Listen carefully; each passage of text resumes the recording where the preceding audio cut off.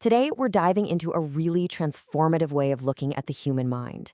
A shift that's all about moving past old, rigid labels and embracing a much more inclusive and, honestly, empowering view of how we're all wired. Okay, so let's start with this. A kid trying a tomato.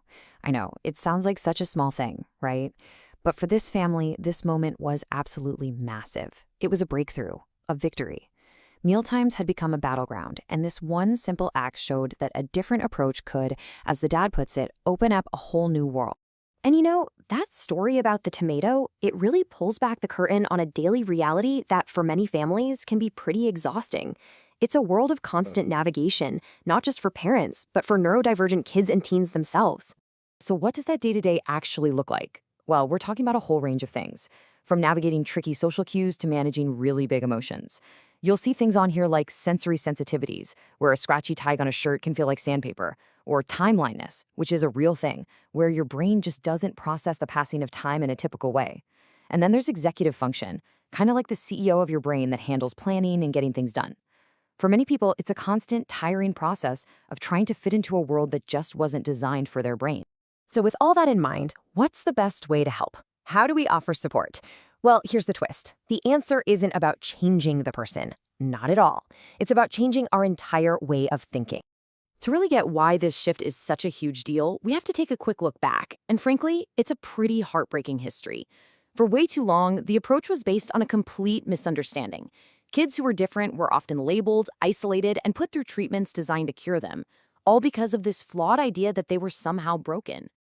This really lays out the revolution in thinking. It's a complete 180. On the left, you've got the old way. Difference is a defect, and the goal is to fix the person. But on the right, that's where we are now.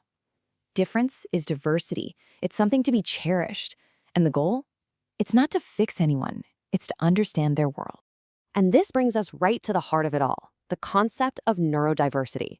It's actually a pretty simple but profound idea.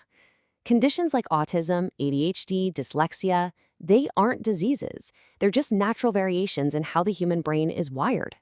Think about it. No two fingerprints are the same, right? Well, no two brains are either, and that's a good thing. That's where our creativity and individuality come from. I love this quote because it just nails it. We spend so much energy trying to force round pegs into square holes. It's exhausting, and it just doesn't work. The mission here is to stop trying to change the peg and instead start building a world with all different kinds of holes, where every single mind has a chance to really, truly thrive. Okay, so the philosophy is fantastic, but how do you actually do it? How does this work in the real world? Well, let's look at one concrete example, a structured framework designed to put these ideas into practice. It's called the S.P.E.C.T.R.M framework. And yeah, it's an acronym, but it's basically a roadmap. It breaks down this whole supportive approach into 7 key areas to help guide the way. All right, let's just quickly walk through this. S is for social understanding, and the goal is for the child to feel included, not like there's something wrong with them. P is for personal systems. This is all about creating routines so daily life just feels more manageable. E is for executive functioning, helping them find new strategies that actually work for their brain. C is for communication, making sure they feel heard. T is for time awareness, which can make a huge difference in cutting down on meltdowns. R is for regulation, learning to manage those big, scary emotions. And it all leads to M, mindset and motivation. This is the real game changer. It's about learning to work with your brain instead of constantly fighting against it. So what happens when you use a strengths-based approach like this? Well, the impact goes way beyond just learning a few new skills. It's profound. It creates this positive ripple effect that touches the entire family.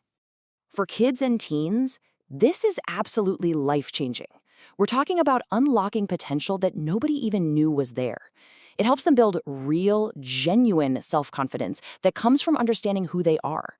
It gives them the skills they need for independence and, just as importantly, for finding happiness in their everyday lives.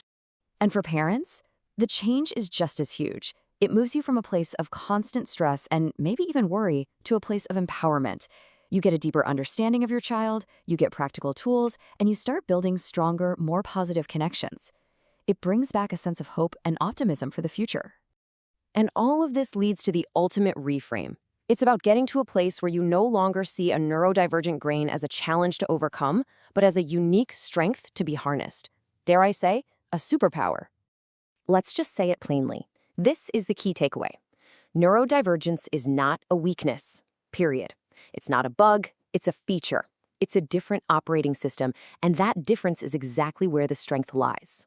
And hey, if you think this is just a nice, feel-good idea, let me introduce you to Tom Stoltman. He's won the World's Strongest Man competition 3 times. He's also autistic, and he will tell you, straight up, that he didn't succeed in spite of his autism. He succeeded because of it. The intense focus, the unwavering drive, he literally calls it his superpower. Which really leaves us with a pretty big question, doesn't it?